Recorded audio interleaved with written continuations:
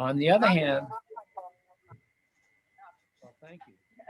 And Okay. you know, he's controversial, but he's got the creds to be somebody that you shouldn't dismiss very quickly. And I think we're on to something new here. And I'm very excited about this project. I hope he, again, it's private money that's going into this thing. And I think we're on to something that, you know, we need to challenge the common thinking. And he's there. He's there. I mean, he's hated by SETI people. He's hated by SETI people, and I love that. You know, so we'll see where this goes. Next thing. Let's remember back today, Apollo 15, 50 years ago, we had a rover running around with people on the moon, Apollo 15, driving around, looking at craters. Next thing. There's the rover. You know, it's not quite a Tesla. It's better than a Tesla. It may be. It was pretty cool for its time. That's 50 years ago. And these folks were driving around the moon, you know, walking around and picking up rocks and bringing them back. But just remember, 50 years ago, 50 years ago. I'm still alive to even say 50 years ago. Okay. Bye. That Bye. Oh, no, we got this. This is Barb. Okay, this is me. So there's Judy and yeah, all electric, you know, as Bob Grimm saying. That was the moon rover though. Okay, so really appreciate Judy and her dog. What's his name again? Lucky. Lucky, that's right.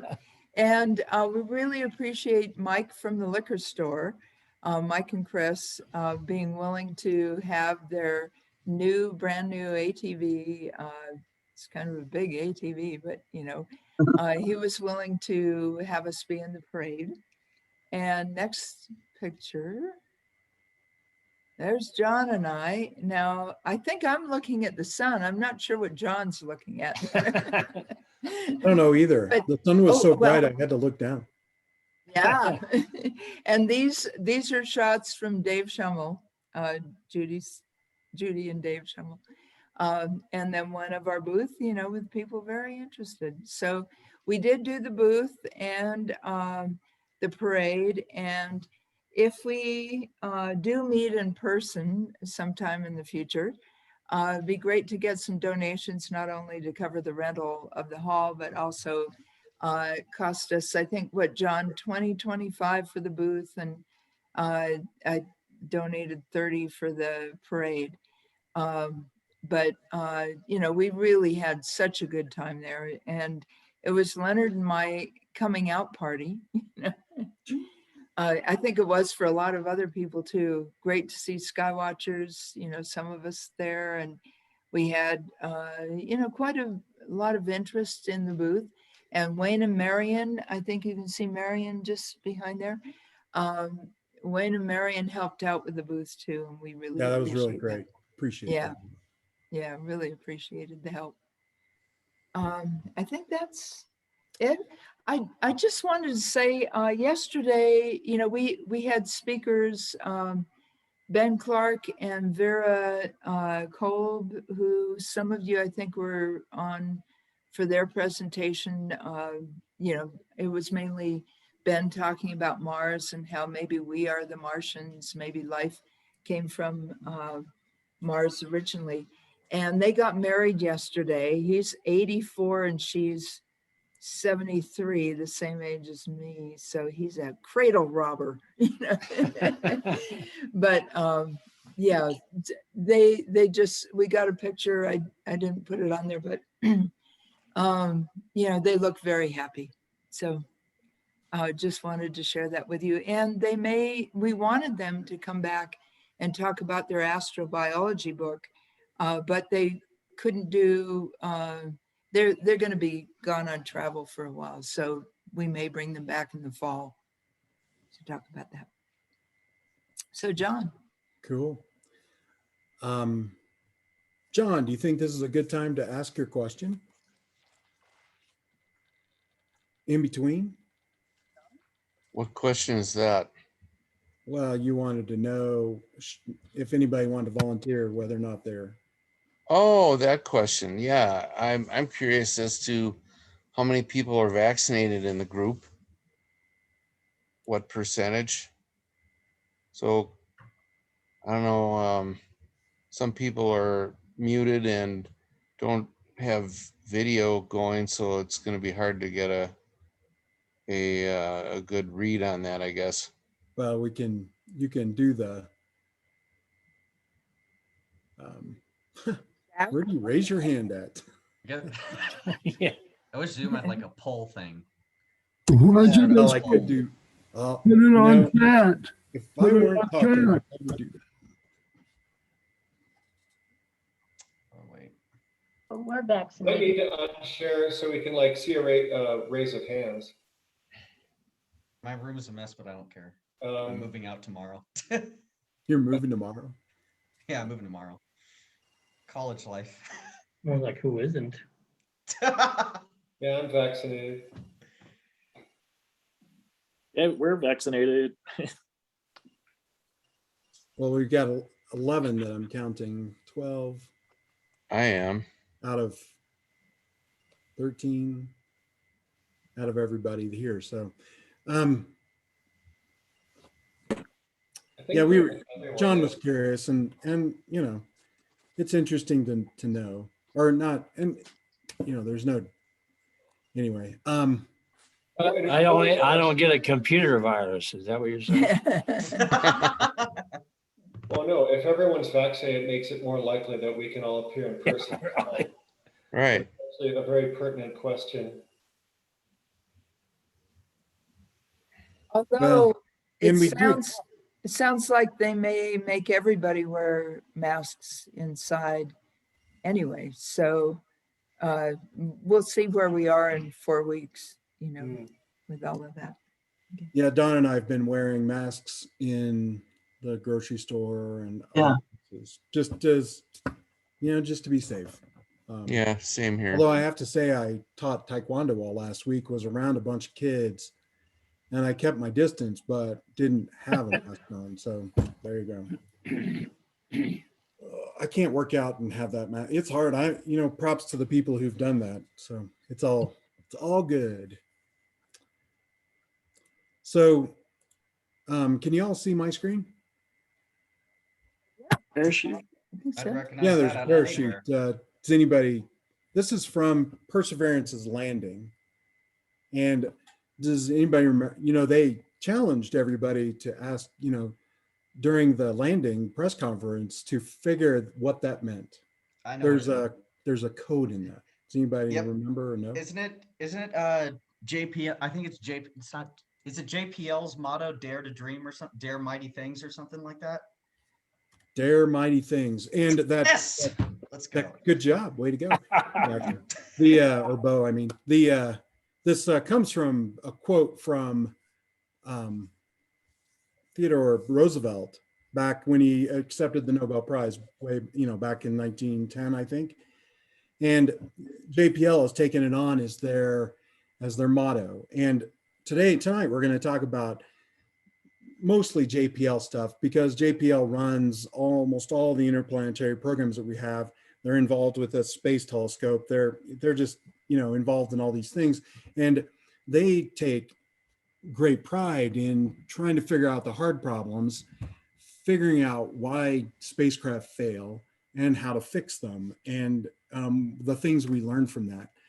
And so, you know, one of the interesting things is we think failure is so just a bad thing. But Elon Musk with SpaceX is, you know, failure is an option here. If things aren't failing, you're not innovating enough. The agile philosophy, if you're familiar with software development, is fail often, fail fast, and learn. Facebook has a kind of slightly different take on that. Fail often and break shit is what they say. But anyway, and of course, Yoda is, the greatest teacher. Failure is. And JPL really got started with this during the Ranger program. The Ranger program was designed, it was a small spacecraft that was sent to the moon as part of the pre-Apollo buildup, so we could learn as much as we could, since President Kennedy, said we're going to go to the moon in this century, or in this decade, by 1969. And so this is a model of the Ranger, and that thing on top is a 60-centimeter ball. It's made of bamboo, and it was supposed, there's a camera on top of that, and that thing would drop toward the moon and take pictures like in the last 10 minutes of the flight. But in 1961, in August, with Ranger 1, there was a failure on the launch pad right before they launched. A high voltage discharge caused the deployment of the solar panels inside the nose cone, and they got up there with their ladders, fixed everything by hand.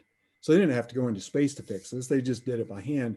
But so they fixed it. But a month later, the upper stage oxidizer manifold pressure switch failed to make contact, and the second burn didn't happen. So it just didn't even get close to the moon at all.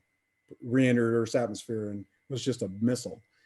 Ranger 2 in 1961, there was a failed gyro, and it failed.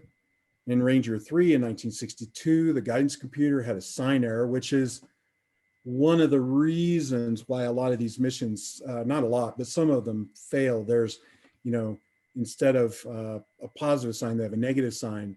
So Ranger 3 missed the moon by 22,000 miles. I mean, just didn't even come close.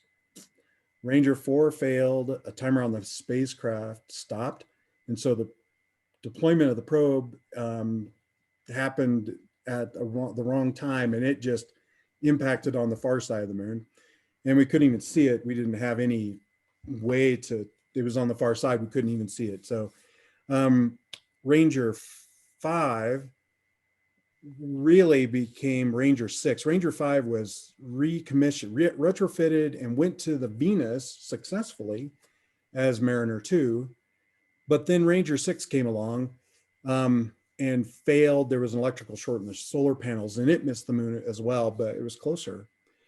After this, Congress is pretty ticked off. We're spending all this money, and basically they had a Ranger failure review board, and their basic conclusion was JPL's outlook of this shoot and hope that sooner or later something, or the series, would work is really not conducive to success.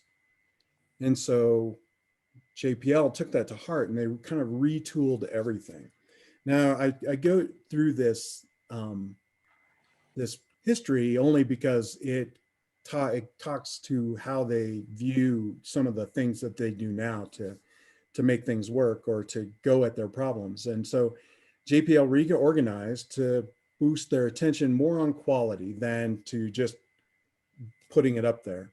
They have a new emphasis on line-oriented responsibility. The way they do things after this mission was they build all these subsystems. They put folks in charge of those subsystems, and those folks are accountable. And so there's ownership, there's accountability now, and it really spawned this whole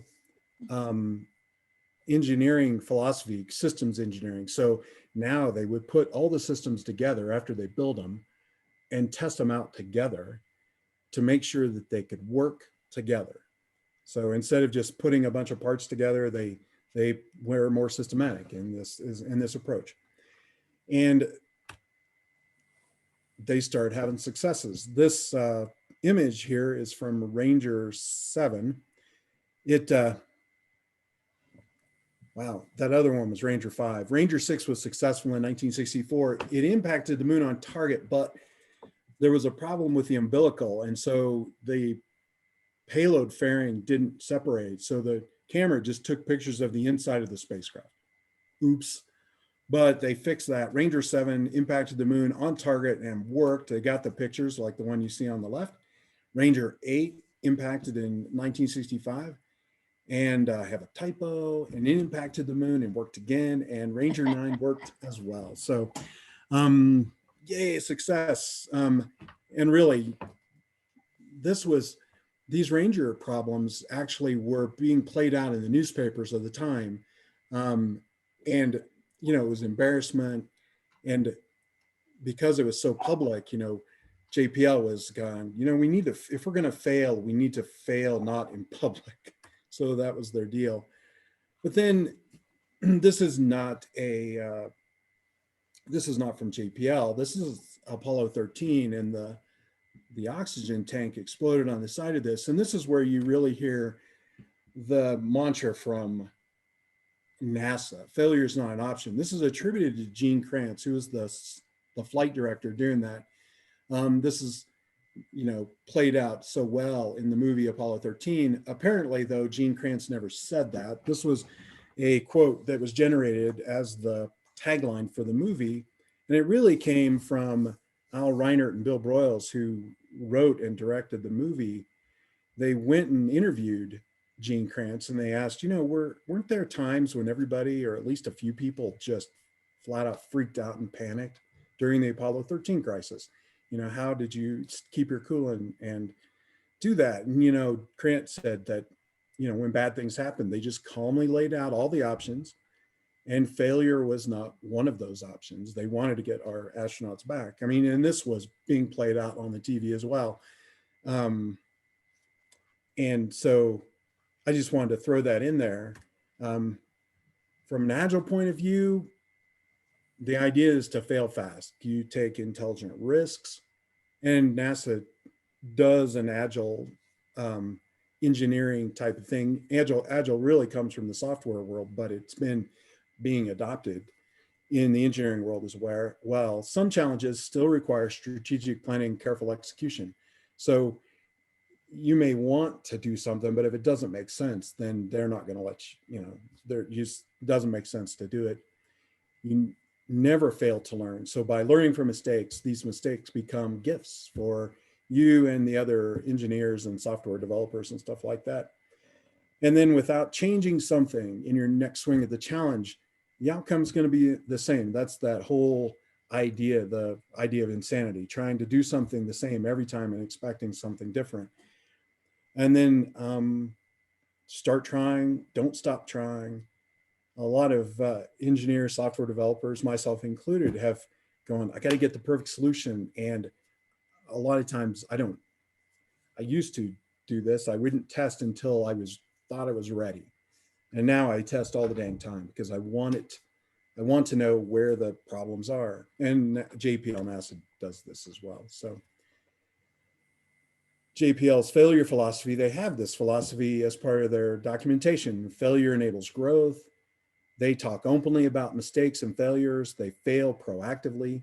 And they try to encourage a culture where they welcome openness and criticism from all levels of the engineering team. So they believe that there's always someone smarter, that the person next to you knows something that you don't know. And during my time with grad school, I was very interested in this idea of collaboration with my cohort, because those different points of view give you different ideas to solve a problem, or to even not even solve a problem, but create something new that nobody's ever thought of. So it's called the adjacent possible. And it's this future where you're at the edge of your skill, you're at the edge of your knowledge, and you see things that maybe somebody else didn't see. And a lot of times that's driven by talking to somebody else who also is in a place where they go, well, I'm working on X, and you go, ooh, I could apply that to my problem. And so they also try to listen to the quiet voices. We've all been in meetings where people are unwilling to really speak up. And during this conversation, I'd like to have a conversation. If you have stories from the things you've done. Please pipe up if you have questions. Please ask them. Even though I've put a lot of people on mute, you can unmute yourself. And I'm looking at a screen over here. That's why I'm looking over here. This is you guys, and my presentation's here. But I want to listen to the quiet voices, and I want to, you know, if we can, have a dialogue about this, because it's kind of cool. One of the very first, you know, the most public things for ProbeWise that I remember was, this is the Hubble Space Telescope. And when they launched it 30 years ago, it had blurry vision. This is a $3 billion piece of instrumentation, and the pictures are out of focus. Like the picture on the left is how it looked. It was really, really bad. And so the engineers tried to fine tune the secondary mirror, but they found out that the mirror, the concave shape of the mirror was too shallow by 2 microns, which is less than, you know, like a quarter of a human hair. It's just a tiny little piece, you know, of error. And this is all called spherical aberration. And one of the interesting stories about this is that, you know, they talked to the person who created this, has really impacted the wide field camera that gives us most of the really pretty pictures that we get from Space Telescope. And the guy who created the mirror, or created that camera, he looks at the picture and he goes, that looks like spherical aberration. The cool thing about this all was that they had already started to build another camera that was exactly like the first one here on Earth. Now, Hubble was designed to be revisited by astronauts, and new components could be put in and out. And they didn't have the ability to bring the whole telescope back to Earth, but they could give it some corrective lenses. He suggested that the new wide field camera actually had the ability to, they could fix this problem within this instrument. And that's exactly what they did. They sent Story Musgrave and Robert, can't remember the other, I've met Story Musgrave, that's why I remember him. The other astronaut, and Story Musgrave is on the right, positioning the new instrumentation to correct. Yes, Carol. I think it was Mike Massimino. John, just a point of clarification. Mm-hmm. So when I was working on Hubble Space Telescope back in grad school, and that's a great opening line, I realize, but I interviewed all the people who were at those meetings when they first were trying to figure out what it was. And it was actually Sandy Faber and Todd Lauer who stood up, and then James, the fellow who was the head of that with pick, stood up with them. But Sandy was the first one to raise it in a meeting, and they did not want to hear it. And they did not want to hear it for days, even though it became ever clearer and ever clearer. So I have notes from her, and I also have her personal diary where she said, you know, what's it going to take to get them to listen? And this really goes back to your silent voices, your quiet voices comment, because there were people in that room who knew exactly what it looked like. Roger Angel was another one. People who have made telescopes and know what spherical aberration looked like, and yet you had other people in the room who were like, no, that couldn't have happened. And you know what was going on here. I mean, it was a clash of ego and knowledge and people not wanting to admit this horrendous mistake, which it was. But I just wanted to clarify that it actually was Sandy and Todd first, but MacArthur, no, what was his name? James, do you remember his last name? Me? You mean the astronaut? Yeah, I can't remember his last name, but he was the head of the whiff pit camera. Anyway, he came around to their side fairly quickly. So they had 3 or 4 people who were advocating, and it just did not get through for several days until finally, basically you had to rub the puppy's nose in it long enough so that the puppy would understand, oh, maybe this is what happened. Yeah, I was just going to mention that the head of the cameras for the, is what you just said. It sounded like an ego thing, and it took the person who designed the wide field camera to come forward, and him and his wife, because they both did it together, to say, Absolutely, yeah. you have to, it's this, and we know how to fix it. And what You know, was I think it was like a rising tide. It was like a rising tide of the quiet voice, right.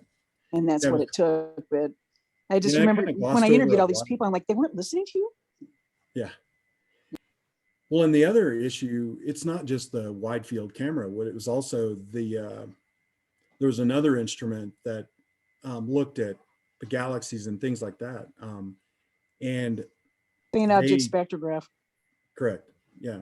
They fixed it as well in this package. And they replaced, solar panel and did some other things. And this is, is a brute force effort and the Hubble was designed to fix, if there was a problem, they could fix it with this, and since they've, have the wide field camera 3, but the difference in that whole thing is the whole, we have this really, really clear picture of it. So, the cost of this all was really, this became a, $74 million mistake. And it really came from this spherical aberration was caused by the Hubble mission, just like the James Webb, is under great pressure to come in under budget on time. It didn't, just like James Webb. It was over budget, way over time. And so the person who calibrated the mirror actually supposedly didn't know how to do it and did it wrong. And this happened. So it was COSTAR, the corrective optics space telescope axial replacement is what fixed the faint object camera. So, and all this happened in 1993. But before that, and of course now we have, this picture was taken 2 weeks after they replaced that camera. And wow, the results couldn't be more spectacular, right? And we've enjoyed them ever since. Voyagers, that's a very successful mission. These are the most, right now, these sit at the edge of interstellar space, if not in interstellar space, 11 billion miles away. And Voyager 2 launched first. And when it launched, they lost connection to it. The intense shaking caused during the launch caused the spacecraft to think it was falling. So it switched back to its backup boxes, and it was in a mode where it just wouldn't talk to Earth. They managed to reestablish contact, and that's what they do. They patched software en route to Jupiter, and they also patched Voyager 1s on the ground. Oh, thanks, Ted. And they were able to reestablish, and it went on to great success. Voyager 1 launched on a leaky rocket. We came very close to losing that because the second stage didn't deliver full thrust. And so the upper stage came within just 3.5 seconds of not having enough fuel to get it to Jupiter. Now, these are things that, these are failures that didn't have anything to do with it. Before NASA sends, or JPL sends any spacecraft into orbit, they harden the spacecraft. So even like New Horizons probably is using, what's that? Lens. If you look at the computer systems, people ask, why is the New Horizons running a computer that's like an 8088? If you remember the old IBM 8088 processors. And it's because they take many years to harden these spacecraft to the really harsh environments, especially around Jupiter and the space environment itself. So you've got cosmic rays that come in and will flip the bits in the computer programs. You've got coatings that degrade. Sometimes there are, these cosmic rays or the radiation will cause things to overheat and solders to melt. And, these are all problems that NASA has identified, and they work really hard to make them so that these things, obviously we can't go out there and fix it when it's 11 billion miles away. So we have to make them robust enough, and that takes time. And so there's always a lag in the technology between now and when, these spacecraft, because, like the lead time, a lot of these spacecraft can be 5 to 10 years. So Yeah. One of the most, I worked on this story back in 1989, where Galileo was a probe we sent to Jupiter, and en route to Jupiter, it hadn't reached Jupiter yet. They decided to open up the big high gain antenna, and it stuck in a closed, it partially open, just like the picture here. And they found, they had 18 graphite composite ribs. Some of them failed to open, and it was caused by this loss of lubricant.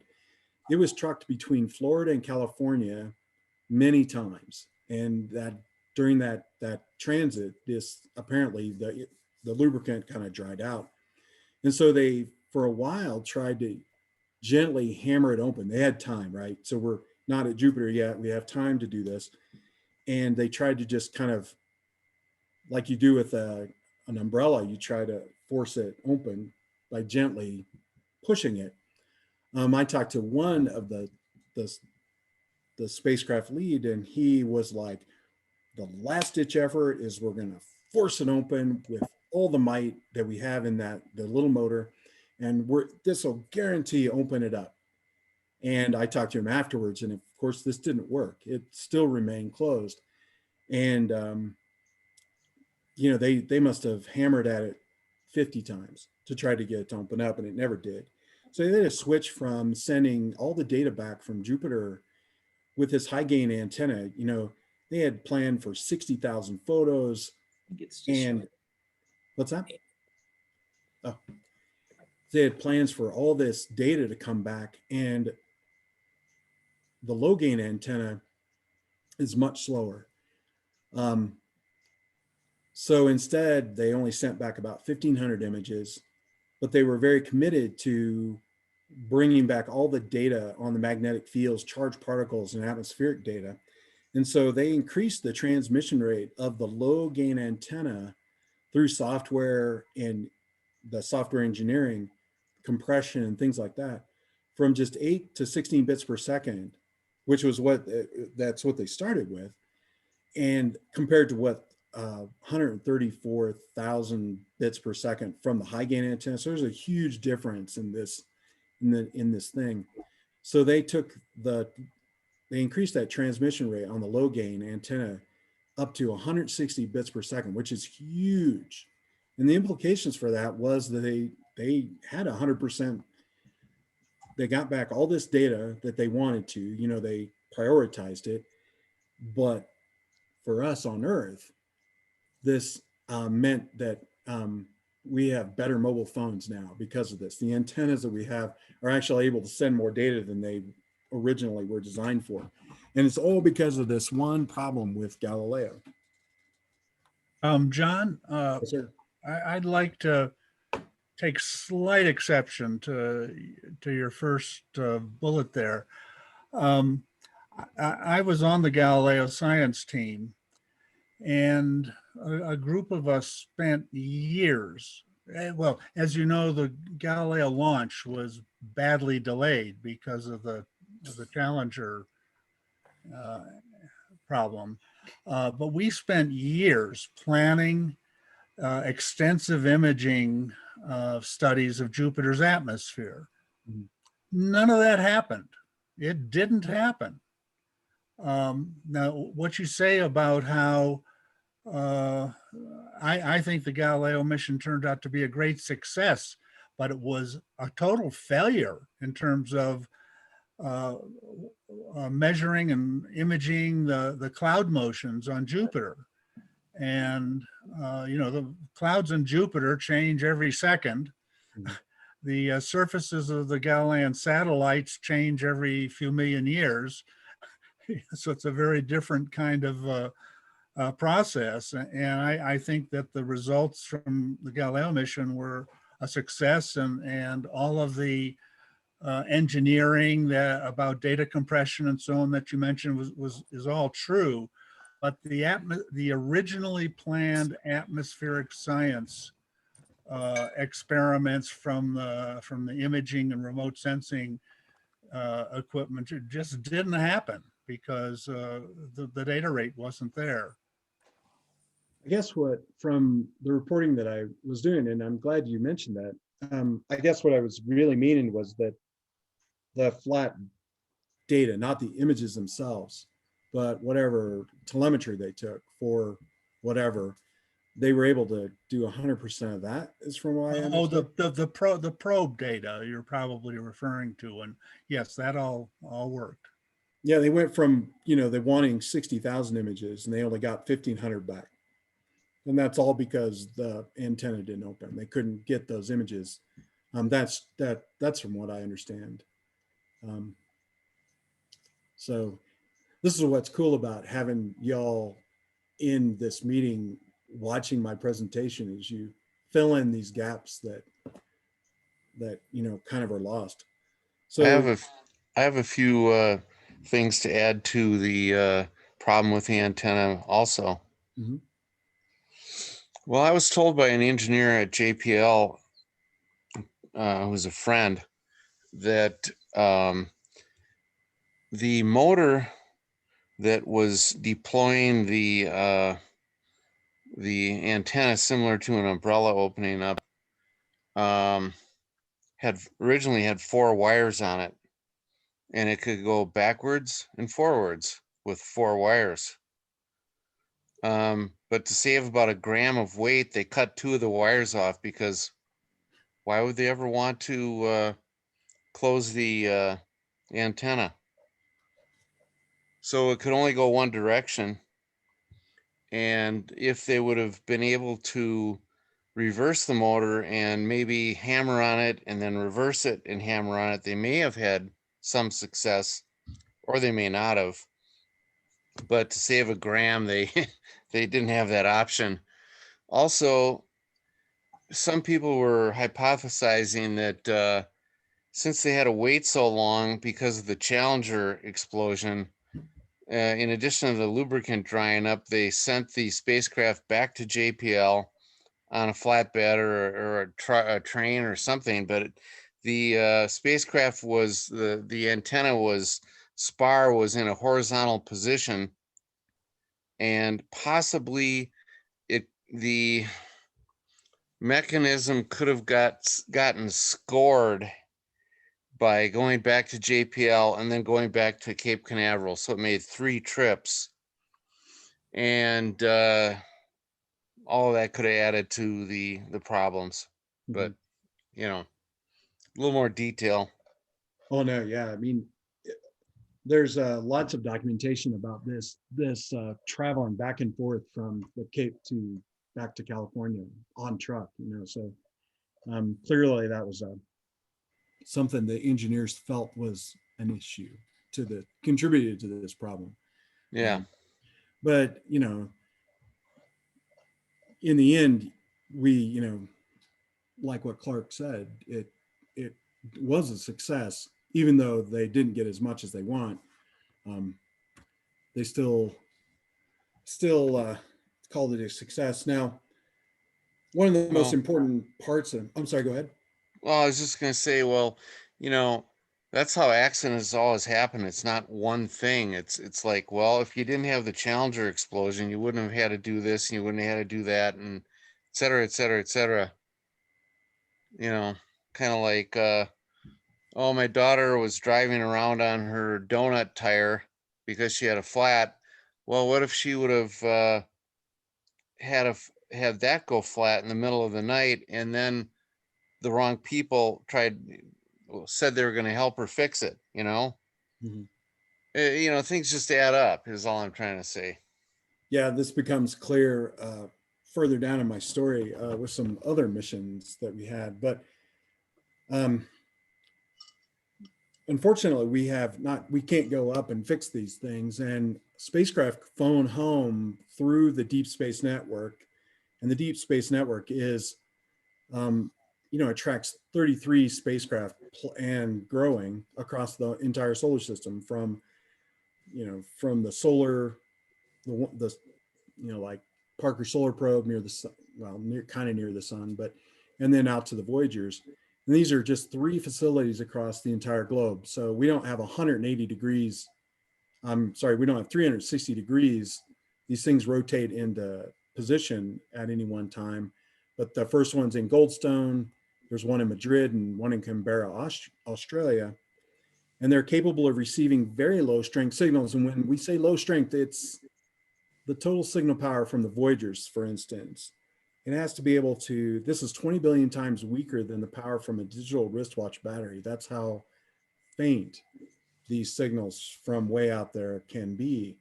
And of course, they prioritize sometimes, and this was a problem a few weeks ago where they weren't talking to Voyagers and there was an issue, but they fixed that. And we'll talk about that soon.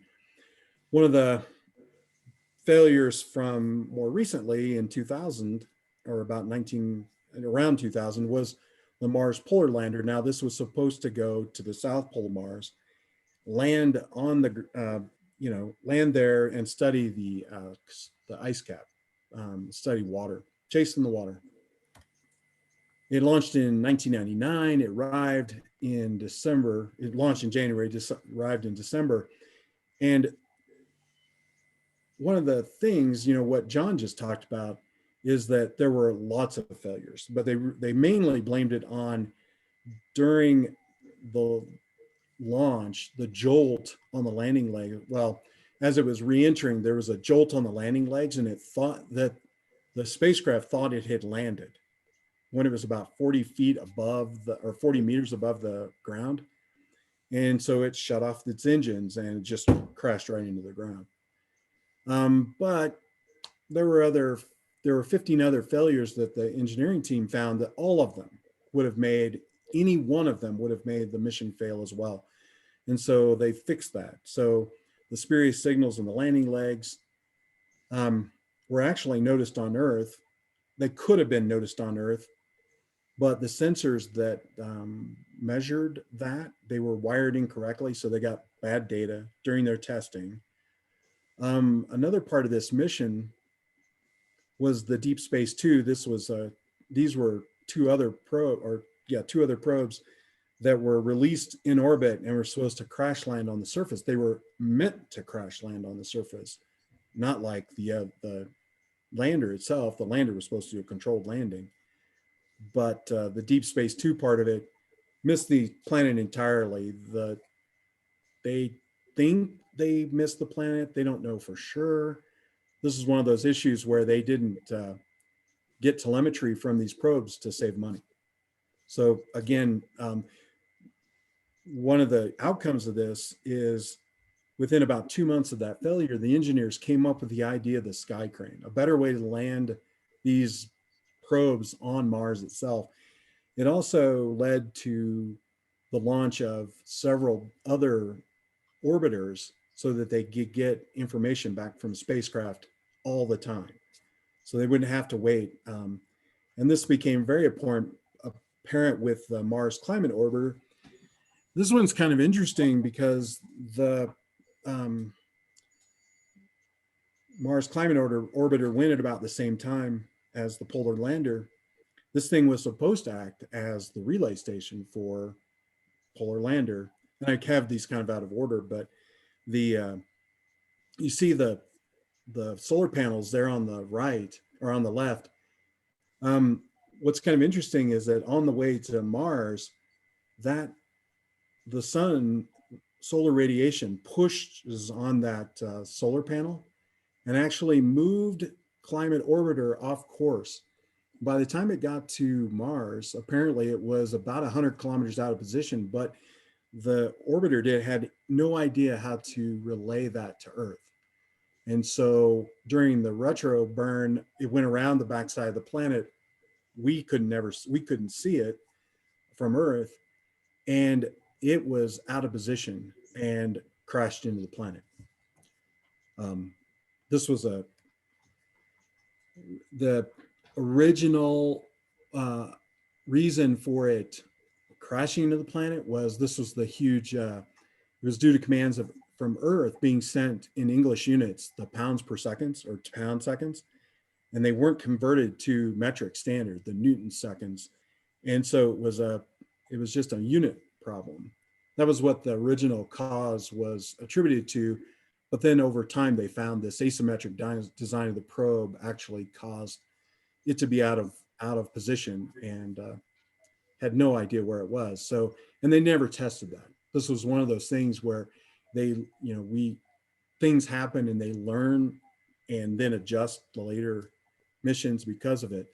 And so now the outcome of that is we have multiple satellites in orbit now to help relay information. So we know the positions of these things and we can more accurately tell where they are. One of the most interesting, they haven't fixed this, but they didn't fix it on planet, but Leonard's been talking about this for a ton of time, is that we see these huge holes, these holes in the Curiosity wheels.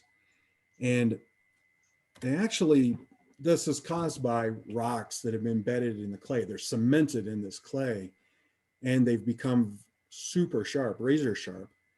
And to save weight, to save money, they've cut into these aluminum wheels. And we failed just to imagine, this is what the engineers will say, they failed to imagine the possibility that this might happen. On Earth, the rocks are more rounded. When they're out in the Mars yard, they actually saw that the rocks were denting the aluminum wheels, but they talked themselves into a story that the rover was heavier on Earth than it would be on Mars, and it would be okay.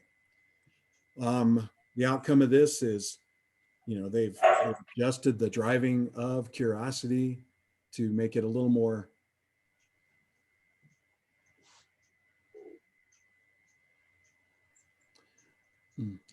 if you look in the, I'm sorry, I'm looking at Bob's comment. He says the Mars Polar Lander design was used subsequently for Phoenix and InSight, and the Sky Crane is great to land payloads, but there's nothing intrinsically wrong with doing the basic lander. Very true.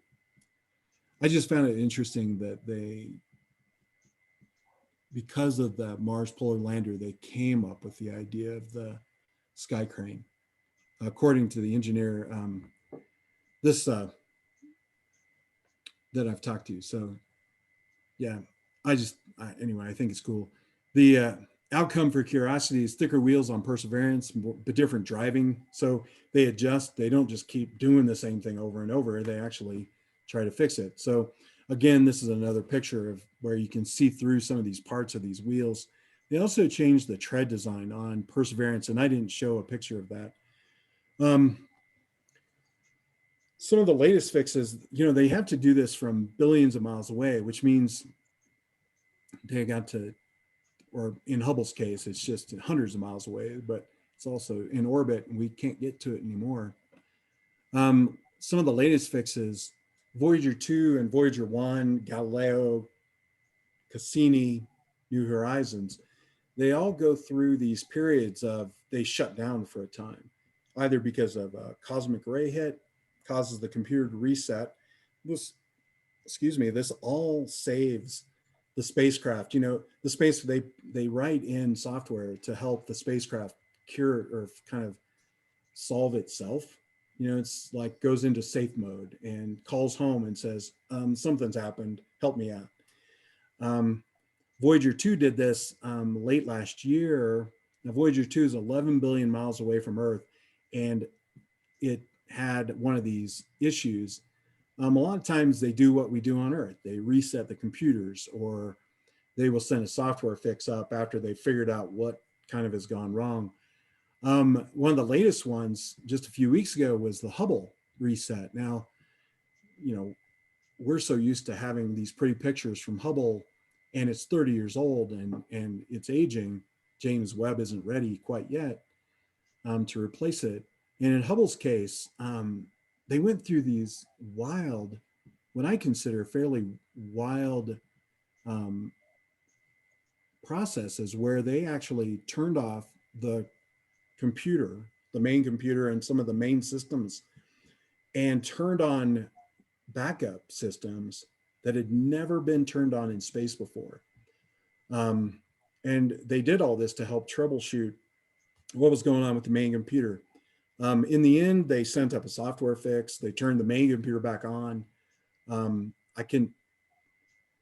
It sounds like it was kind of a power problem the Hubble and Voyager at the same time, we're using Voyager 2 in specifically was using more energy than it was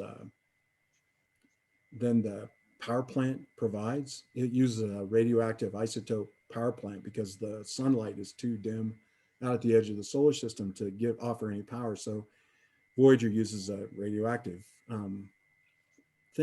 decay to power it, and the spacecraft was generating more power than it was using more power than it was able to generate. And so they called home, and they found that a couple systems had turned on that they didn't need. So they, of course, they sent up a software fix to fix that. And Hubble went through a similar software issue as well. Anyway, that is all I have. And if you have any questions that we can all answer as a group, that would be awesome. Fantastic, John. I just want to say that was a great presentation. I love anything probe related. I did want to mention, I believe the Voyager thing is called an RTG, and I think it has like 4 years left in it before it goes out, because they're shutting it down in 2025 is, I believe, when Voyager is supposed to go out.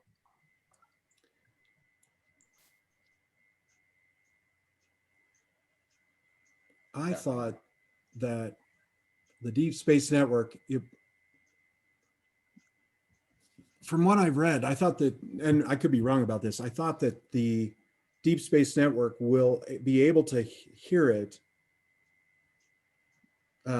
or let's see, the Deep Space Network won't be able to hear it even though it's going to send power back. So the power is going to be too low. So the radioactive decay thing will last for a few more years, but does anybody remember how long it'll be before? Yeah, I thought it was an RTG issue.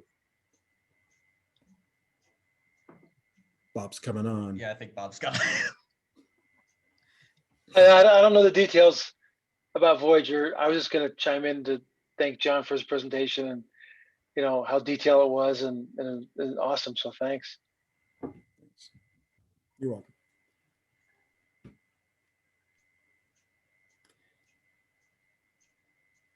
I know this thing's supposed to last till 9. You guys better have a lot of questions. I can throw in one additional little example story, and I'm just trying to remember this from 20 years ago, so I might have some of the details wrong. But when the Chandra X-ray telescope was launched, it was launched on the space shuttle, and that puts it in the low Earth orbit, but the Chandra orbit goes out almost a third of the way to the moon. It's a very high orbit. And so it had its own rocket to boost it up into that orbit. But when the shuttle launched, one of the 3 main engines on the shuttle shut down early. And so the space shuttle itself did not make it into the orbit that it was supposed to be in for the Chandra X-ray telescope to be launched from. And so I remember when that happened, the guys who were in charge of that, so I had nothing to do with that, but the guys who did deal with it were scrambling around trying to redo all the orbital calculations to figure out, okay, from this new orbit, how do we get Chandra up into the orbit it's supposed to be in? And they succeeded. So, just another little minor story of a little mess up that got fixed. One of my favorite little stories I didn't include, I used to work at Space Imaging, we launched the world's first high resolution satellite in orbit back in 1998. And I was sitting, of course, we watched the launch, and it launched from Vandenberg. And it was one of those days, Vandenberg is known for this fog that rolls in from the ocean. And so they had cameras down on the ground, but they also had cameras above the cloud deck. And, it just, the little, I can't remember, the little rocket launched, and, it lights up the cloud. It's beautiful that way. And then it shoots out of the cloud bank and goes up. And it was just this beautiful launch. And we're all watching it. And they show the mission control area of Vandenberg, and our CEO and a couple other of the people were there. And all of a sudden you see the CEO turn around and he just kicks the rug. And just, you're going, oh man, what's going on? Unfortunately, Konos 1 went up, the fairing didn't release, it just went right down into the South Pacific Ocean near Antarctica. And it turns out that when they launched it, the fairing, it's going up, and the fairing is supposed to, an explosive bolt will tear along the seam of this metal fairing and it just releases. They sent the command one time. And it just so happened that the vibration of this connection, the command was sent, they can see that from the telemetry, but it was never received in the fairing itself. So the rocket sent the command, and it just so happened, I guess, that during, there's a lot of vibration, that for a billionth of a second, the connection was not close. It was separated. And so the one command they sent happened to be sent during that time, and then it closed. So we, of course, launched a second one, but it took, I don't know, a year to come up with that solution. What happened, right? That's the first line of defense. We can fix these problems. And so their solution was, well, we'll just turn on this command and we'll just fire that circuit until forever. It's still out there. It's not firing anymore. But the point is that whether that thing is connected or not, eventually it's going to be connected and be able to fire that fairing. So, it was a brute force solution. Well, this is the way it has to be done. So this is the way.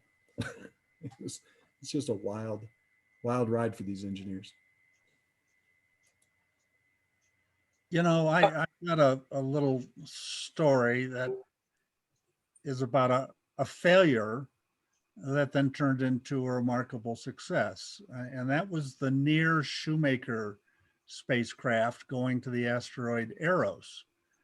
And I think it was in 1999, it was approaching Eros, and the burn was started to stop it, or slow it down so it would go into orbit around the asteroid Eros. And something in the way the programming had a threshold that accidentally got crossed, and so the burn shut down, and the spacecraft went zooming past Eros, on into another part of the solar system. And I and Y were there because that's when we were supposed to go into orbit, and it didn't happen at all.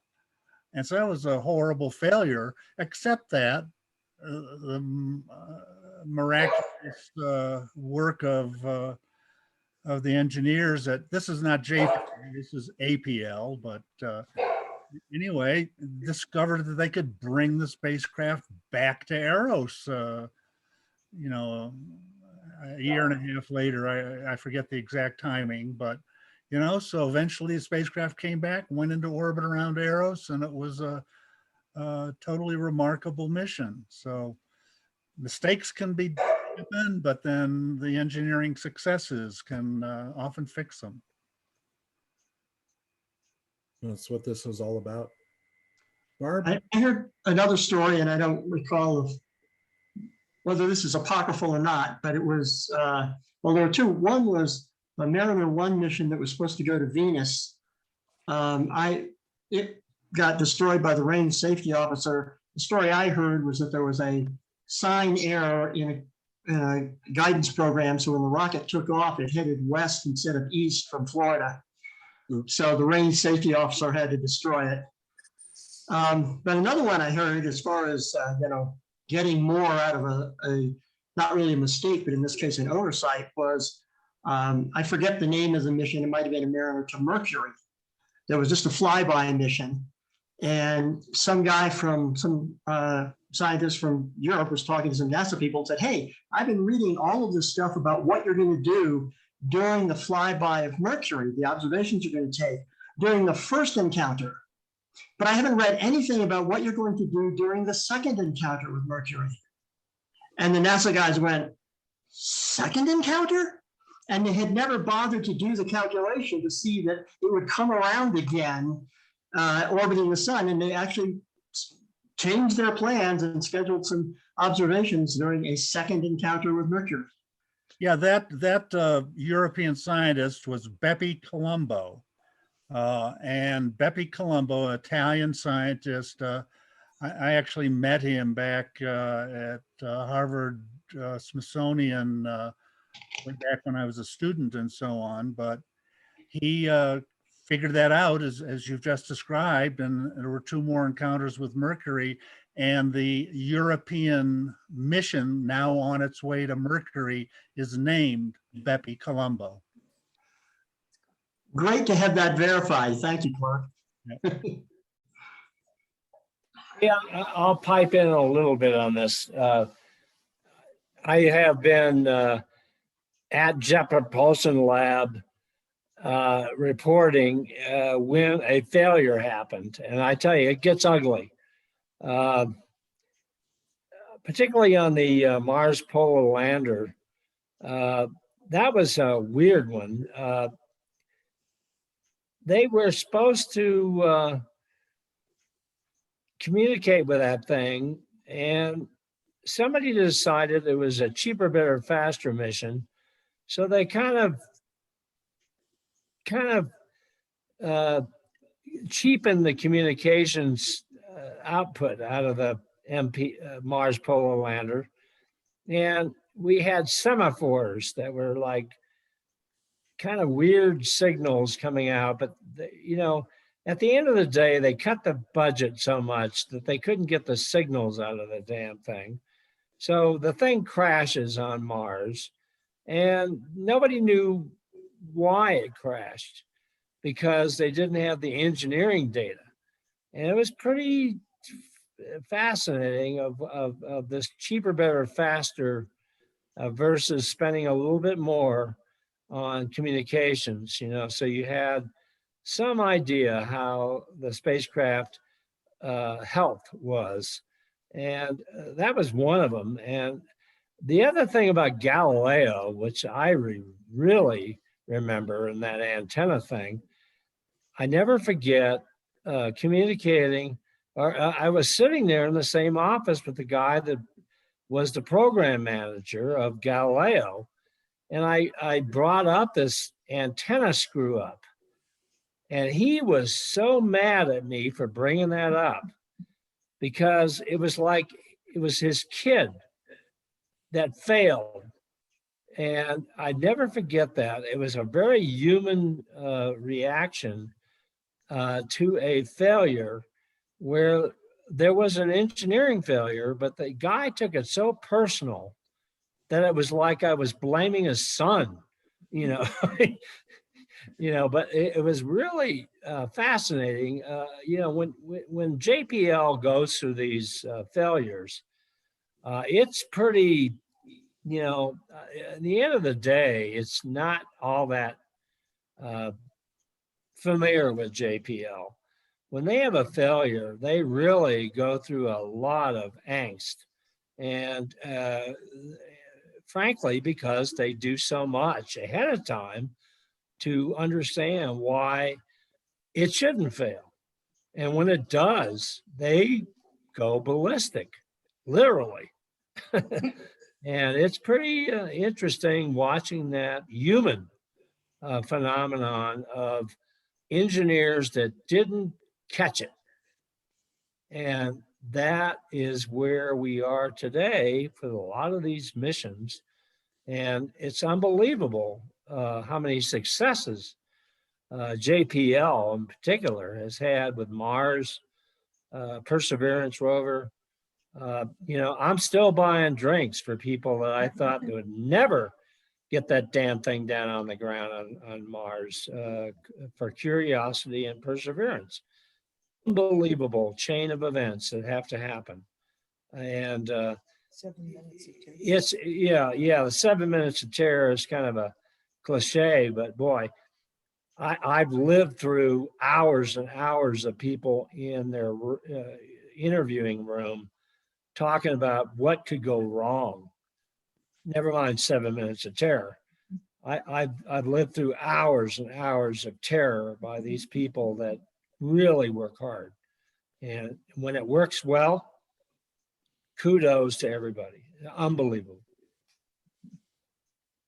I was talking to an engineer who was at the Mars Polar Lander and he didn't have to be there. And it was so stressful that he just had to leave. He couldn't take what was going. I mean, and I think a lot of it is he felt like, of course he doesn't need to be there. He's not responsible, but you're in the room. Oh no, I'm part of the team that's responsible. I don't know if that was it, but the undertone kind of was that way. Yeah, Barb. what to me comes out all the time is this baton passing. I mean, people are segued into their particular expertise, and they pull it off, and they do their deal, but the next one is the one they're worried about because they're not involved. It's somebody else that's got heaters and telemetry and some kind of 23 piece of the hardware that's got to work, so they pass that on. And so I tell you, it's really it's an unbelievable chain of people that have to go through their particular engineering expertise and pass it on to the next person. And that baton passing is really critical. And then you have the big, the project manager who's looking over the whole thing. And JPL in particular, they got people looking over people, looking over people, looking over people. And it just goes on and on. And that's why their success. It's an unbelievable management chain, engineering, and I just wrote something the other day, JPL, you're going to do what? That's what they're good at. You're going to do what? That's what they're good at. Carolyn, do you have your hand up from way back when, or did you have something else to add? Who are you asking? Carolyn? Carolyn? No. Okay. Hey, Barb, what was the name of that book you pointed out to me the other day about this? Do you remember? I can't find the email, so I can't. Yeah, somebody did a pretty good book on why spacecraft fail, and it was pretty interesting. One of the things that pops up when you dig into why spacecraft fail is that some places don't want you to know why they fail because they don't want their competitors to know. And it's pretty, I fell into this on an article a long time ago on insurance of spacecraft and why things go awry. And it's pretty interesting. Antennas, I think John mentioned the, kind of a Galileo screw up on one of the antenna with the glue, whatever, not the glue, but the, whatever it was, trying to make it open. And all that stuff. So, there's a lot of spacecraft in the commercial world. They really don't want you to let you know why they fail because they don't want their competitors to have an upper hand. And so it's a little bit of a jury rig thing.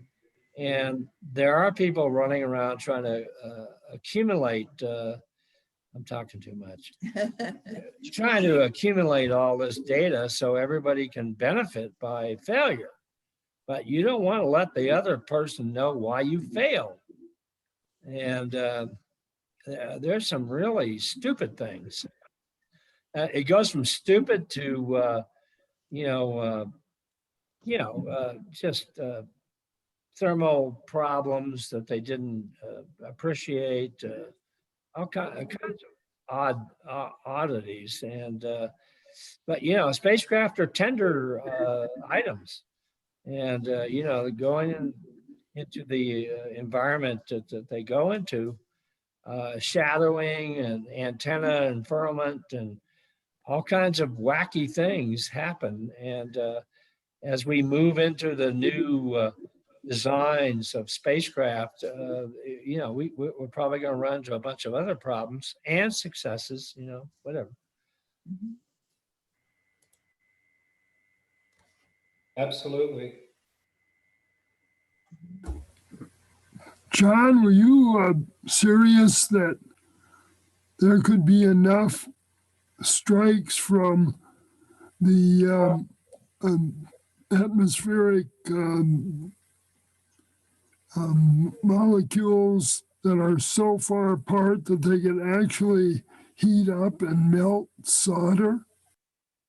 Well, no, not cosmic ray hits, but in the orbit of Jupiter, where the radiation belts are very intense, not only the spacecraft cooks in that environment, and so they worry about like shorts and solder breaks because of the cold hot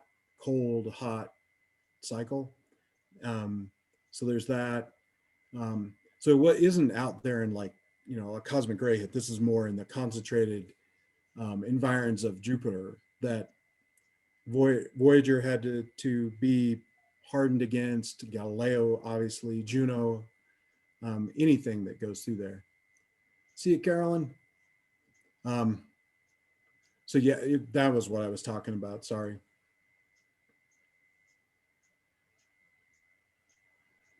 Apparently the environment around Jupiter, they didn't plan for it much during Pioneer. I mean, they did, but not when they found the radiation belts around Jupiter were much more intense than they originally thought. They had to rethink Voyager and then do some scrambling. And so like Voyager has really some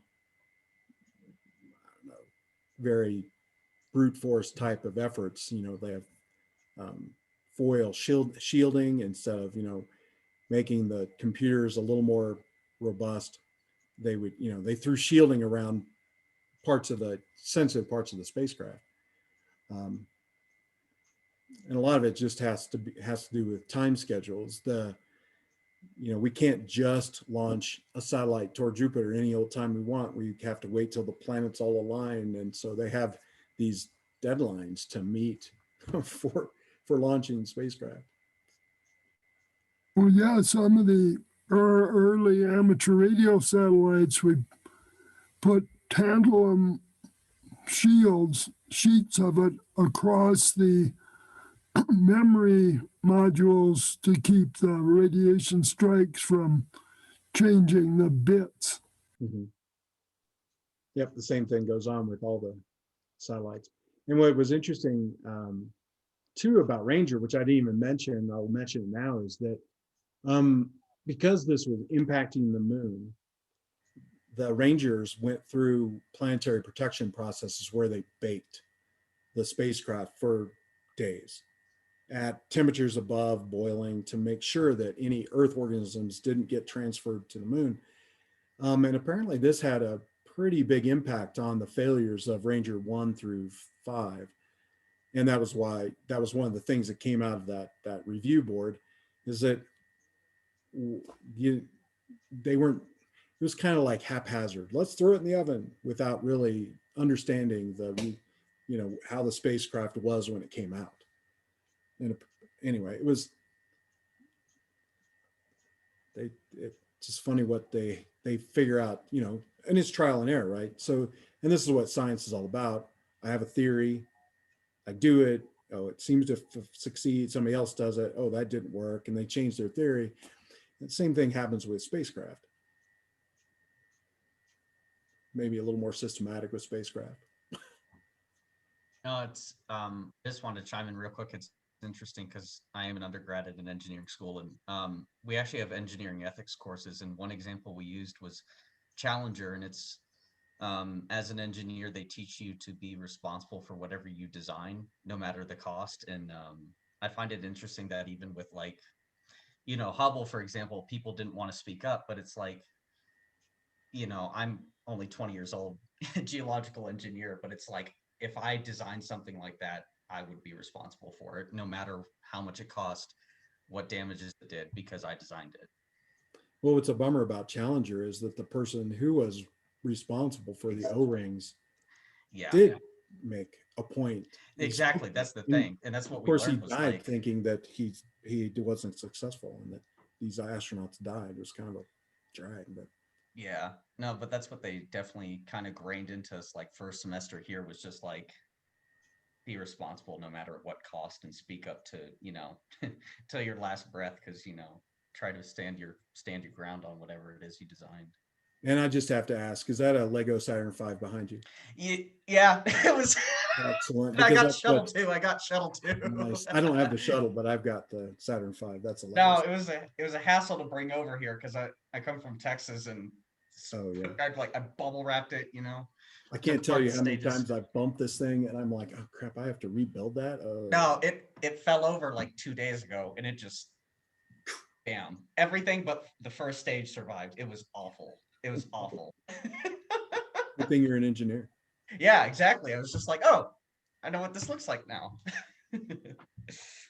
Yeah, just to build on the Challenger fiasco, I just wrote something on Columbia disaster. And when you go back to Columbia, losing 7 people was not necessary. If we would have got there early with some indications of perhaps a wing problem, you could have saved those 7 people. And that's a tragedy that is still, I'm convinced that that story has not been told yet. What happened? There was a really bureaucracy issue there of not flagging an issue that some people, really knew something was wrong, but never got up the chain of command. And we lost 7 people because of that. They could have been saved. It would have been sporty, but we probably could have pulled that off in a shuttle mission to get those 7 people out of that damn orbiter, and we lost them. And that one is another one that, as a reporter, I went down and had to survive the Columbia hearings down in Texas, and I tell you, that was, of all the things I've ever reported on, that was one of the saddest ones. It was really telling what people brought to the table that wasn't listened to, and we lost 7 people. And so that's beyond Challenger. It's Challenger plus some, but it's just that bureaucracy can also get in the way of engineering, and we could have saved those 7 people. Leonard? Yeah. I kind of feel as though it was on about the same level as recovering the Apollo 13. Maybe it might have been a little more difficult, but did you hear when you were at the hearings, did you hear that the Air Force had offered to take pictures of the wing? Yeah. That's part of the story that's not been told. I can't talk about it. I think I know who authorized that, and I'm not sure it wasn't done, for one. And somehow, I don't want to make more out of it because I don't know. There's a couple of areas I really looked into this. There's a problem there. There was a bureaucracy channel problem, and some people asked the Air Force to take images. Some people claim that they weren't taken. Some people think that they were. And, They didn't look at them till after. Yeah, I just don't know what the progress was, but I don't know. But that's a story that's not been told. And Look, we killed 7 people. You know, I really, at the end of the day, I think we killed 7 people that didn't need to die. And we could have had a shuttle mission transfer those people over to another shuttle, and we'd still, you know, it would have been Apollo 13 on steroids, yes, but we could have done it. Could have been done. Leonard, you're actually right. I watched a video. You make a good point, and I agree with you. I watched a video about 2 months ago, and it was about like some kind of thing NASA did like 2-3 years after the fact, and they like they got like a bunch of people together and sat down and said, what could have we done hypothetically? And they came to the conclusion that whether or not the satellite pictures were taken, let's say that they were taken in this case, it would have taken 2 astronauts and a bunch of like materials from the shuttle to reach over like the wing and fix it. And in theory, they could have made it. So yeah, they came to the conclusion that they could have saved them, but it would have been very risky. It would have been, you know, it would have been really scary because like one astronaut would have had to hang over the edge, and then the other one would be like grab his legs, and they'd have to like fix it from underneath it, and it was just like, you know, but it could have been done. It could have been done. Instead of NASA's worst catastrophe, it could have been its worst, you know, its best success. Yeah, like it's shining. It was really, I'm serious about Apollo 13 on steroids. It was, we would have pulled that off, and people, yeah, there have been all kinds of, you know, I've talked to people that were, you know, ready to go, you know. So yeah, it's there. It's a great story, but it's also a great story of failure, of not getting, to your point about the bureaucracy, the technology of, you know, Challenger and all the other stuff was going on there. But Columbia, yeah, that's a different thing. And we, you know, as a NASA agency, they failed. They really failed. Yeah. No, I ask my friends, you know, you guys know about Challenger, but do you know about Columbia? And like 50-60% of the time it's like, I don't even know about Columbia. And it's like, I tell them, and they always learn something from it, but you know, they always find it interesting when I tell them about Columbia. Yeah, there are some really weird, I've written, I'm not going to dwell on this. I've written some pretty, I've really gone into this, and there was day 2 of Columbia where radar tracking found material coming off Columbia. And that was probably the wing composite material. Yeah, it was a silica floating off. The heat shield. Day two of a 16-day mission, something like 16 days. Yeah, I think it was, I don't remember the number. Yeah, well, you know, and somehow that got buried. And, you know, that's day 2.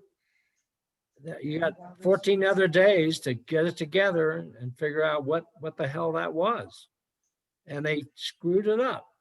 And, you know, there are people at Johnson Space Center today that are walking around in the hallways going, Jesus, I screwed that up.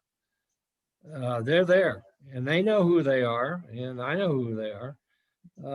So it's just the bureaucracy of the system killed 7 people. Yeah. That's what happens with space flight sometimes.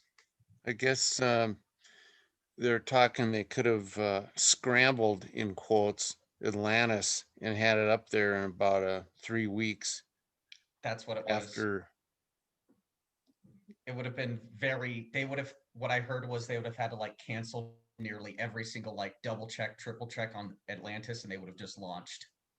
And it would have been very scuffed, but it, you know, yeah. Yeah, and they're actually, just to close off and shut up, there's a new, you know, there's a new report coming out of the Aerospace Corporation. They just put it out maybe yesterday. If you go on my website, I wrote about it. It's a pretty cool report. It's about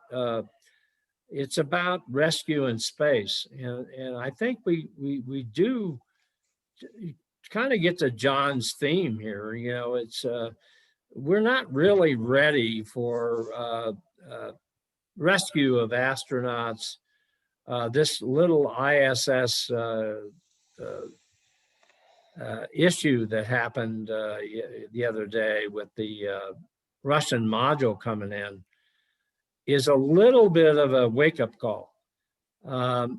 You know, it torqued the space station around a bit. You know, I don't know how serious it is. I can read everybody's reports. I just don't understand exactly what happened here. But I think we're, you know, as more commercial stuff happens and as more private sector, you know, we got people flying around the moon. We got all these commercial flights coming.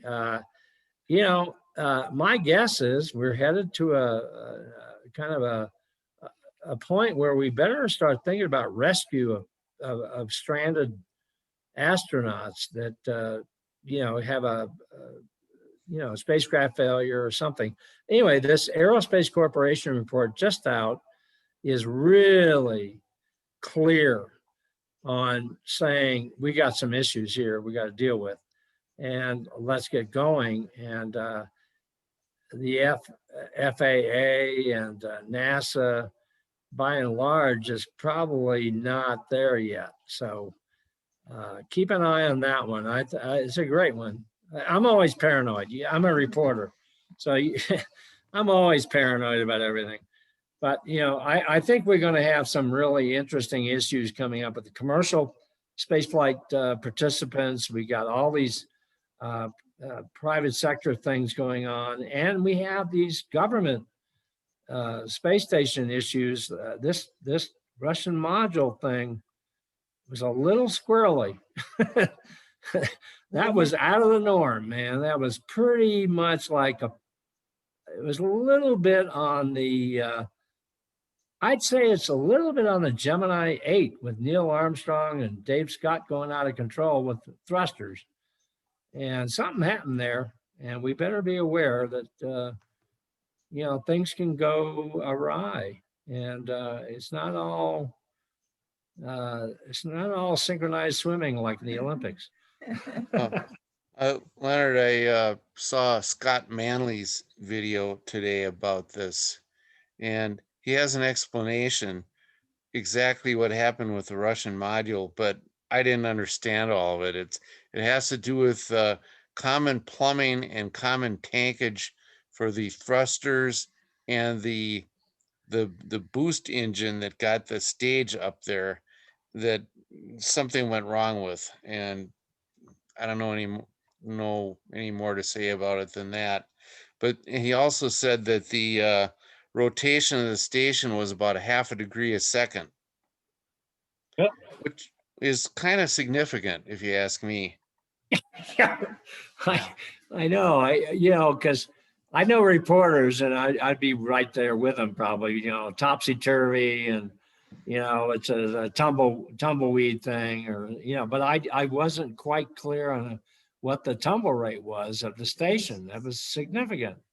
It seemed like it from just general reading everybody's thing. We came into something there that we haven't had in a long time. Right. I saw a hand up. Somebody wanted to speak. Oh, I was typing stuff out as a live vote.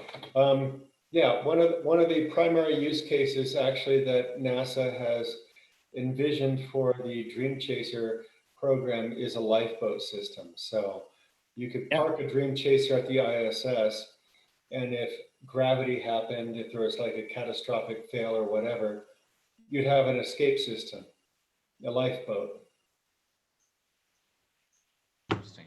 Okay, now that you piped in, what are the milestones? What are we looking for from the outside? Can you talk about that?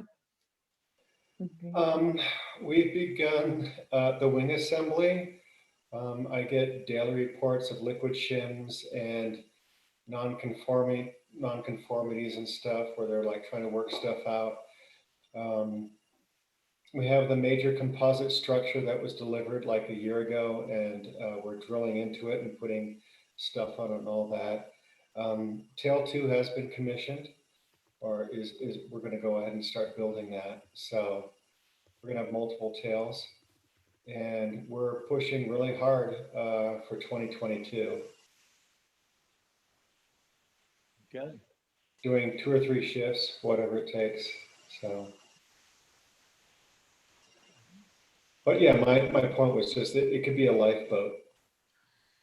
As you're talking about, there's no way to get out, and there, you know, all these various issues and stuff. But Yeah, well, that RAND report. I don't know if you've seen that, or not RAND, but Aerospace Corporation. I'll send you that. Have you seen that one? no. You should get that. I mean, I think he did a great job. I'm kind of a history buff a little bit, but he went into submarine, salvation, and some other analogs that were, I thought, pretty right to your point. Safety, a lifeboat kind of thing, and we got to get there. We'll get there, but I'll send you that report. It's really worth reading. Thank you.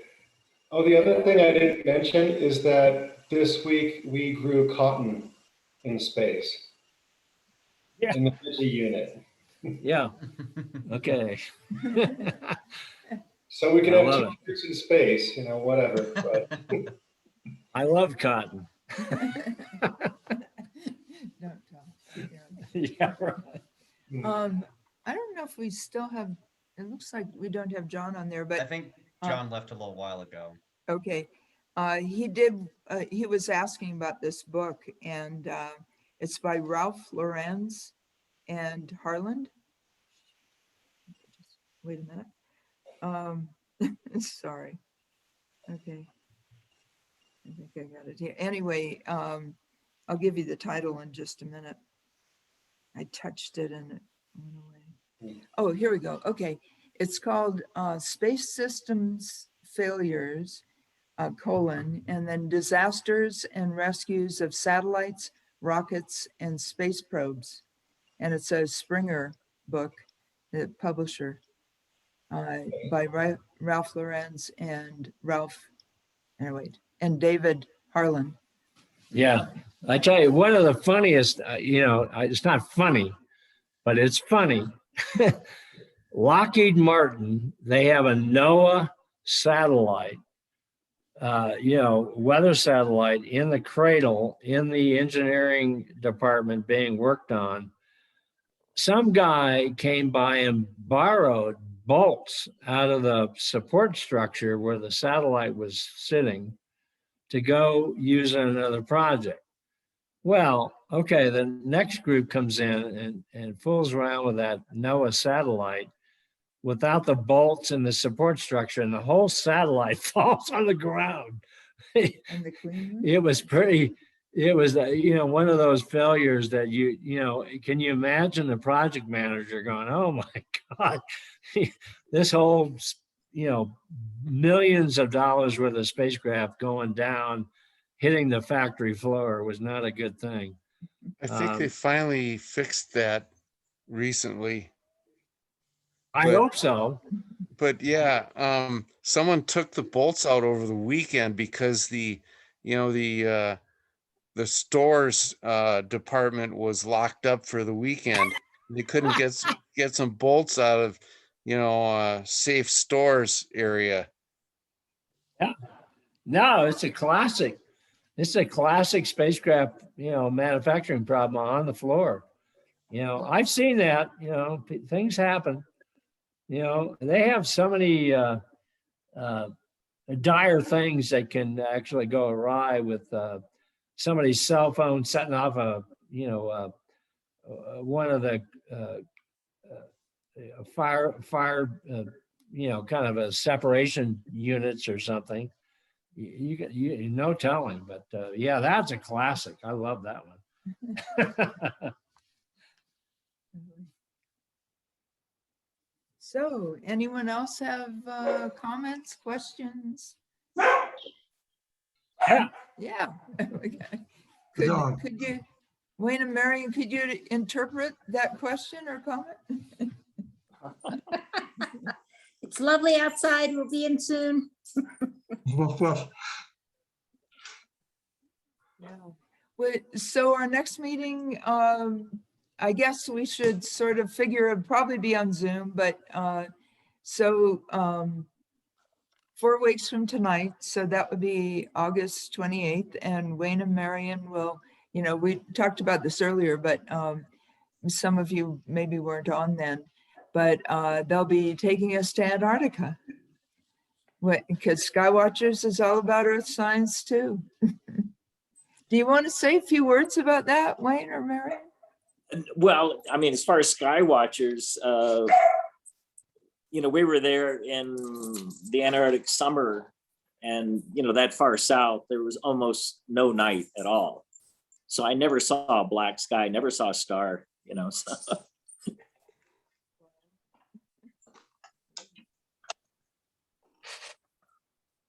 lot of icebergs, and penguins. You saw penguins. A lot of penguins. Yes, I have a lot of penguin pictures, a lot of penguin video. Good, yeah. And John can help you with that. It's really quite easy.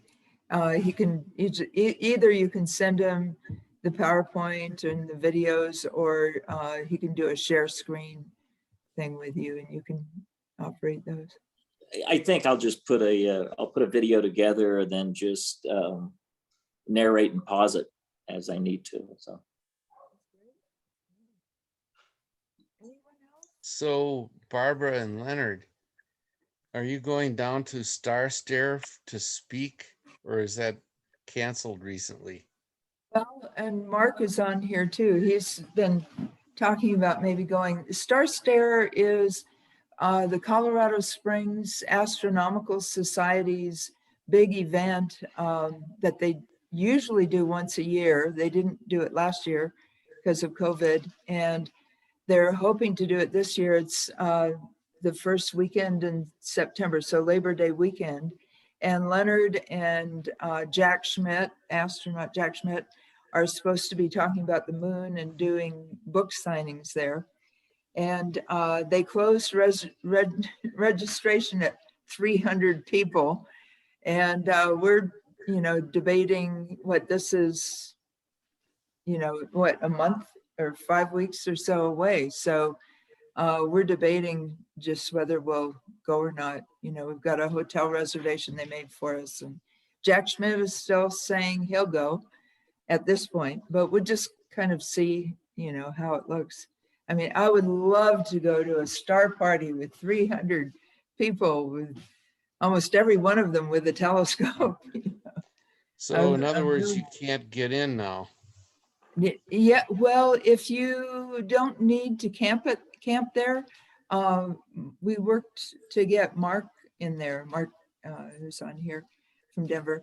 And it looks like they might be able to do that. They just don't want any more campers. So you'd have to have a hotel. I'm not sure yet. Maybe I'll still go, but I'll have to figure that out. But I wouldn't be camping. That's where we are. I'm not sure, how this is going to play out in the next month. I don't know. I'm more paranoid than normal. So I just don't know what we're going to do. Don't know. Yeah, and they have to look at, we did talk to them in the last few days, and their main organizers said they'll have to go partly, on what Colorado says at that point, or I don't know when they call it, a week or two ahead of time, maybe. If they say that 300 people can't gather together, put their eyes on telescopes, then, they'll have to cancel it. I got to bring my own eyepiece. Yeah, right. They should have everybody bring their own eyepiece. I didn't know that about 300 people and calling closing reservations, because I looked at their website and I didn't see a thing about it. And now I'm disappointed because I wanted to go. If you don't have to camp out, I think we could help you get in, because no, I was going to camp. you know, I don't know if they'll have people who cancel too. But yeah, let us, Can't hear you, Barb. let us know and we'll help you if you want. Yeah, see, I've been trying to talk people into taking their motorhomes down there, and they said, "Oh well, I'll think about it and talk to the wife, and then 2 days ahead of time, maybe I can go." And That doesn't work for them. Yeah. But yeah, we could help. by the way, Jupiter and Saturn looked really good Wednesday night. Did you get some pictures? Some images? Did you get some images? I can't get any images with my scope because you can't access the focal plane except with an eyepiece. And that's all for the purpose of allowing me to have a smaller diagonal, which gives me more contrast. So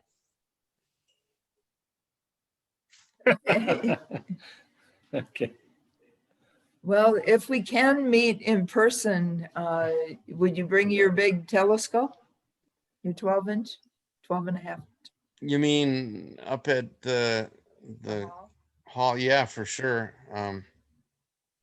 It wouldn't have worked out tonight too well, would No, Yeah. no. Yeah. but I do have a picture to share, I think. Share that picture. Let's see if I can share screen here. It might take me I should probably We'll come back Monday. no, why don't you just talk for a bit? I'll find it and then I can go hit share screen after I find it rather than wasting a lot of time. I gotta figure out how to Bo has a really nice telescope too. Is that a 5-inch, 6-inch? It's 5.5 almost. I'm planning on buying maybe a 10-inch soon. It's hard for me because I'm moving around pretty soon. I switched dorms tomorrow. Really? So yeah, life is pretty up and on the go for me. But no, I might buy a 10-inch pretty soon if I really want to. School of Mines, Chaos. I stayed for the summer, so I moved out of my 1-year housing 3 months ago, moved in here, and then I move out of here tomorrow into my next year housing.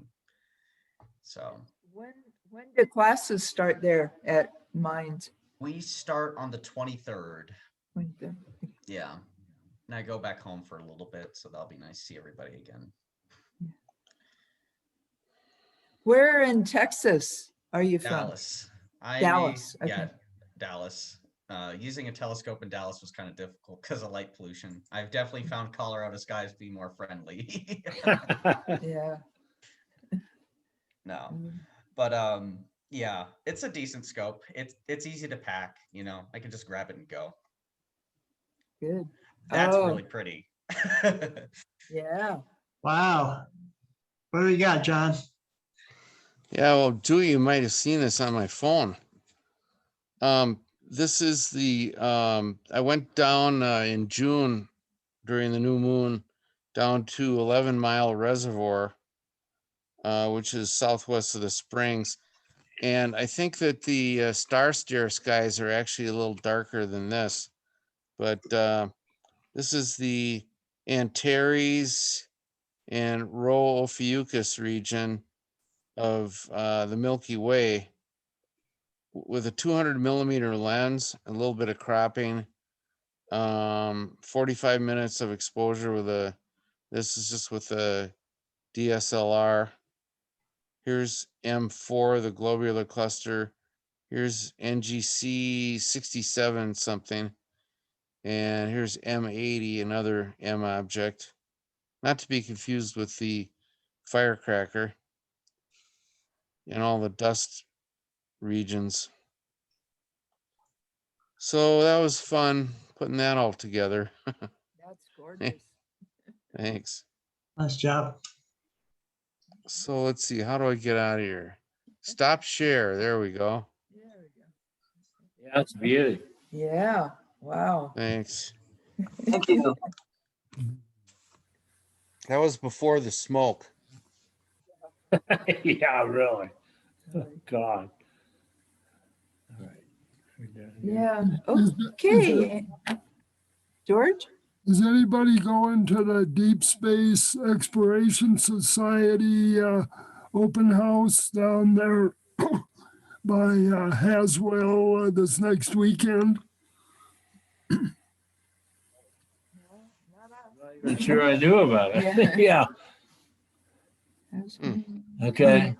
The DSES used to operate two radio telescopes up here. Yeah. They weren't working at all. Oh, 20 years ago maybe. And then we just worked on bringing them up, but they finally kicked the amateurs out of there. And so they went down here.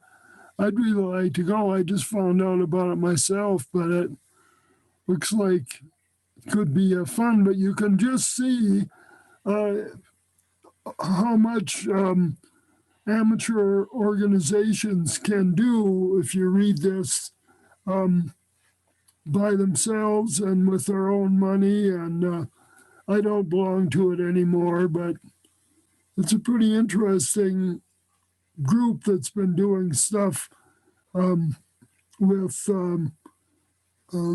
radio astronomy for quite a few years, and doing it on their own. What are they trying to, are they trying to focus on any project? Is there something new they want to do? I haven't been involved in talking to the people on exactly what projects they've been doing. So I can't tell you what they're doing right now, but they have a number of projects they're working on. But I just don't know specifically what they are at this time. Yeah, let me look into that. That's a great story. I went out with those guys once, and I went over to the where did we go? That with Tom? Yeah, Tom Meyer and The Boulder? yeah, north of Boulder, and we sat in on their telescope operations. They were trying to revamp that thing, and they were doing great work. Pretty interesting. That was pretty interesting when they first did it. The first year we were working on it, the owls decided to have two fledglings in the project working up there, so we kind of had to wait for them to leave. Yeah. Yeah. Okay. Okay. They were dedicated though. How many people? There were quite a few people. I was impressed by the number of people that were engaged in the thing. Oh yeah, there were quite a few, but I just didn't have time. And then when they went up to a $50 a year membership fee, that killed it for me. Yeah, really. Yeah. If you were really interested, that would be fine, but I just didn't have that much time. Okay. Yeah. That's a good reminder on that one. Yeah.